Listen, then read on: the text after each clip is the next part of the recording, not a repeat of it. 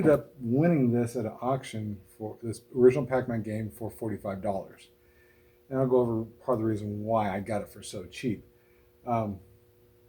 Figured I probably should have started this video before I started doing some restoration work on it, but I got excited about having it. You can see the marquees out. The marquee was there, the original one, but had a hole cut in it. It's acrylic or plexi, whatever they did it on. Had a switch on there, and I figured that they might have like put a power switch on there because these older games don't have power switches. Plug it in, it's on. Turns out they had it in line with the speaker so you could turn the speaker on and off, but it wasn't even soldered on. It was just wrapped around. That must have sounded great. You can see this unit has seen some years. It's got some abuse on it. I'm debating whether to fully do a restoration on it or just leave it as is, because I found a place where I can get either glass or acrylic that with all of this reprinted, and even this piece here in metal. The one that's on here is not metal. It's some kind of printing over metal. So I might, if I get really motivated, take that off, repaint all this in here. I did order, that's what I was at, I did order from that same shop, reproduction, screen printed acrylic, the original logos on it. This door here was locked and didn't come with the key, so I had to drill the lock out and get it out. And I've got a replacement coming.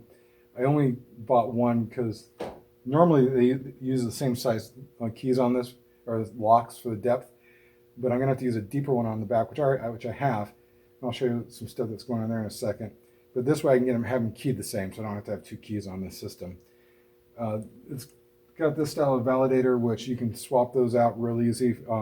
A buddy of mine's putting together an arcade that's going to be token based, and he's wanting to buy this off me. I know of another auction coming up where it's nothing but classic games, so I want to see how much they're going for, and those are working games. And I may just buy him one from there and keep this one for me. There are a few little stuff on it that won't be stock on it. I'll show you here in a sec. But for how cheap I got it, I'm really thinking I'm going to keep this for me.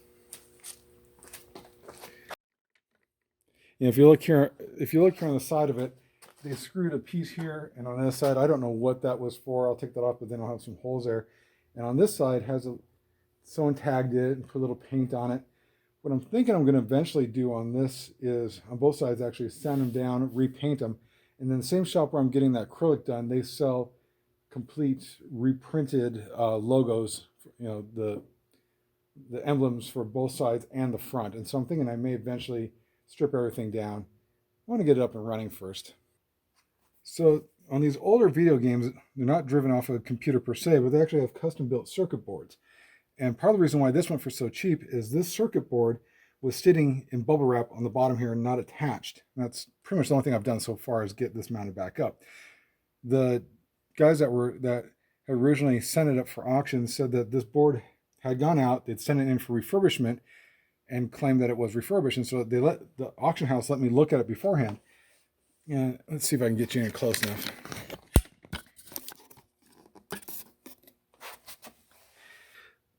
So if you can make it out here, you can see a lot of these heat sinks here are new. A lot of these chips have been replaced, which really told me this unit has been refurbished. Or the motherboard has been refurbished. One of the other issues is this backboard. It looks like they lost the key and just like ripped the lock out. It's really kind of impressive. Let me block that light there. And so I've got a lock that I've bought that's a little bit deeper than normal for this. And I've got some back plating that's going to go for on both sides there, which are meant to go with the locks, but I think they're not going to be big enough. And so I'm actually going to have to get some metal myself and put a secondary back plate that covers the hole on both sides so it actually stays secure. Right now, that's what keeps the back door shut. Kind of ugly. The other issue, just showing before, down here on the fuse block,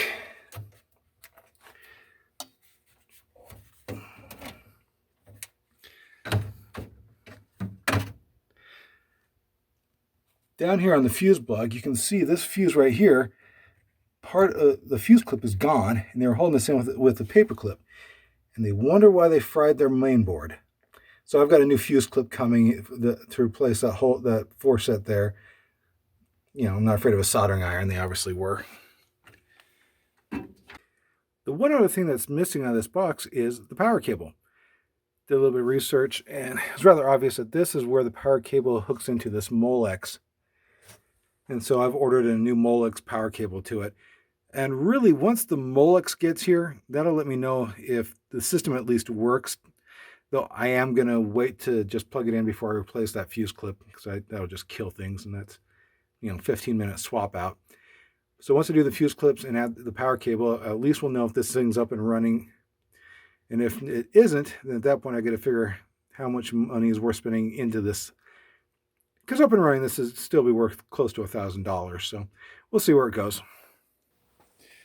The other thing I'm definitely going to be doing, which I bought, I need to go through the manual to see if there's any kind of volume control on these, which I don't think there is. I've put together and maintained arcades before, and I don't like ones that are obnoxiously loud. In all the newer games, you can set the volume, the amount of traction, how loud the traction is, time between, and all that. You want a traction there, but I don't like it being obnoxious, where you have to yell at each other to hear each other. So if this doesn't have volume control in it, I've got a potentiometer coming, and I'm going to extend. This is one line off the speaker and the line coming in.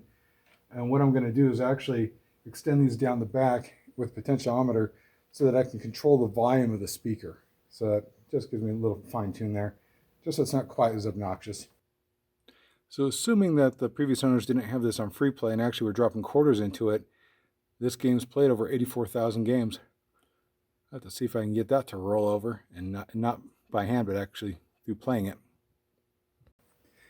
I don't usually do this, but hey guys, why don't you put in the comments how far of a restoration you'd like to see me take this?